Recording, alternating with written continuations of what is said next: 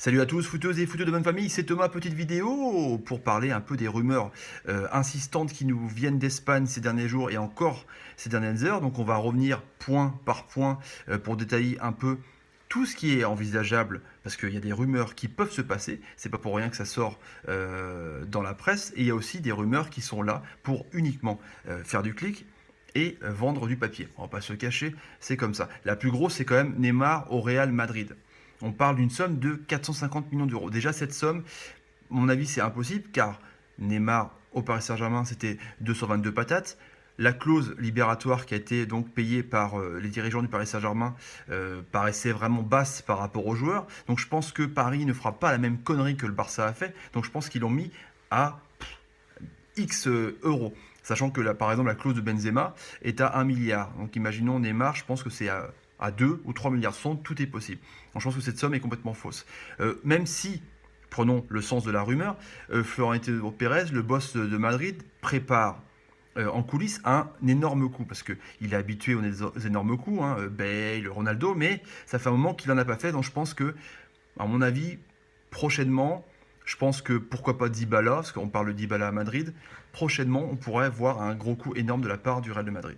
Quand Neymar, c'est quand même douteux, parce que pourquoi il partirait déjà de Paris.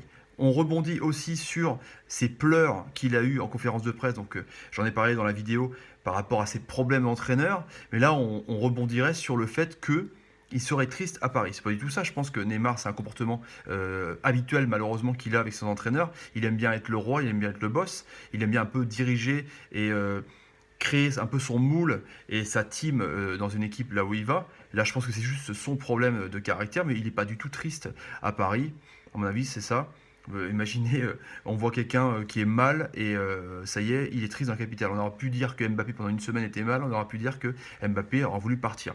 Donc en gros, c'est n'importe quoi. En plus, il y a le tweet de Sergio Ramos, encore une histoire de défenseur central décidément avec Neymar. Piqué, souvenez-vous de Sequeda, là c'est Ramos qui draguerait le joueur pour sa venue. Il paraît qu'il y a même plusieurs joueurs qui essaieraient de convaincre Neymar pour venir au Real Madrid. Et là, il y aura un tweet.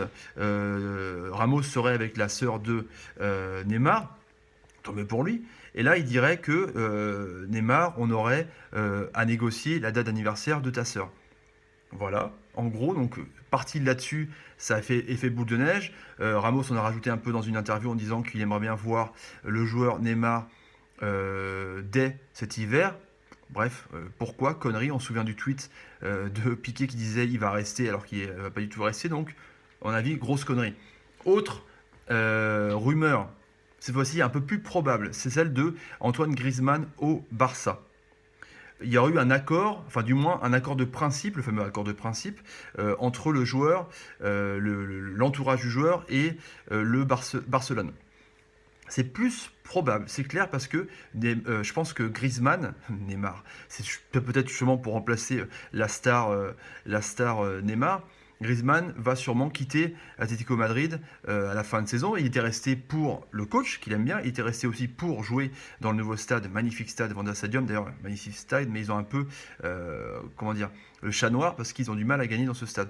Et du coup, on parlait plutôt de Manchester United. On sait que Griezmann, c'est quand même une entité commerciale de ouf, quoi. C'est un panneau publicitaire à lui tout seul, et on parlait plutôt de Manchester United, un peu pour faire le numéro 7 de Manchester à la Cristiano Ronaldo. On parlait plutôt d'Angleterre.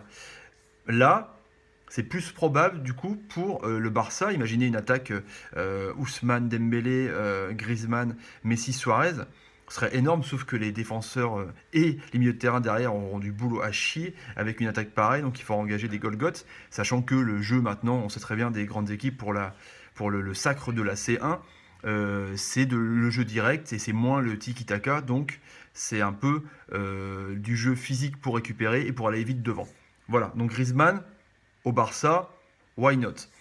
L'autre plan du Barça, on savait cet été, c'était Coutinho de Liverpool. Ils avaient loupé le coche cet été. Je pense qu'ils vont revenir à la charge, à mon avis, cet hiver. Si Liverpool le lâche, on parlait de 100 millions d'euros, que Liverpool, mal embarqué en championnat dans leur objectif de Ligue des Champions, voire même du titre, bon, le titre, à mon avis, c'est mort avec Man City qui cartonne tout. S'ils laissent partir Coutinho, ils n'auront pas grand-chose Liverpool. Je ne pense pas que Jürgen Klopp laisse partir, mais bon, s'il y a une clause aussi d'établie, si le joueur veut partir, c'est mal barré. En plan B, on parle de Nabil Fekir, le transfuge lyonnais, pour le Barça. On sait que Nabil Fekir adore le Barça. Si on prend ça avec le dossier Benzema de l'époque, où Jean-Michel Aulas avait dit quand le club que Benzema rêve depuis qu'il est gamin, donc le Real Madrid arrivera, on négociera. Là, Nabil Fekir adore le Barça. Aulas a dit qu'il partira pas cet hiver ni l'été prochain, mais en imaginant que c'est le club de cœur le club de cœur, en même temps ça veut tout et rien dire. Souvenez-vous de Lacazette, le club de cœur est devenu du jour au lendemain Arsenal alors qu'il voulait partir en Espagne. Bref, que Barça veuille Nabil Fekir pour une somme astronomique. Là on parle de 70 millions. Peut-être qu'Aulas le laissera partir. En tout cas, Aulas, pour l'instant, il a dit pas question que ma pépite parte. En même temps, c'est lui qui tient le Lyon à bout de bras. On voit encore sur le résultat de cet après-midi. Donc voilà la rumeur pour le plan B de Coutinho. Donc là, on a détaillé point par point un peu qu'est-ce qui était possible et qu'est-ce qui n'était pas possible. Neymar, c'est des conneries. Griezmann, ça a l'air quand même bien parti. Vu qu'il va partir, vu que son jeu correspondrait à ce que veut faire maintenant Barcelone. Coutinho, on sait qu'ils veulent dépenser de l'argent dès cet hiver pour compenser un peu le départ de Neymar. Et Fekir, l'été prochain, pourquoi pas, mais dès cet hiver, à mon avis, c'est une grosse connerie. Sachant aussi que Griezmann, attention, sa clause libératoire était à 200 millions d'euros au cas où quelqu'un la payait pour le mercato d'été.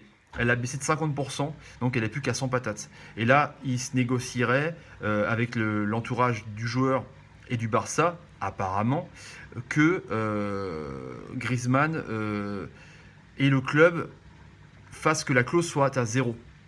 Ce serait encore bizarre quand même que Griezmann parte sur gratuit à l'Atlético Madrid.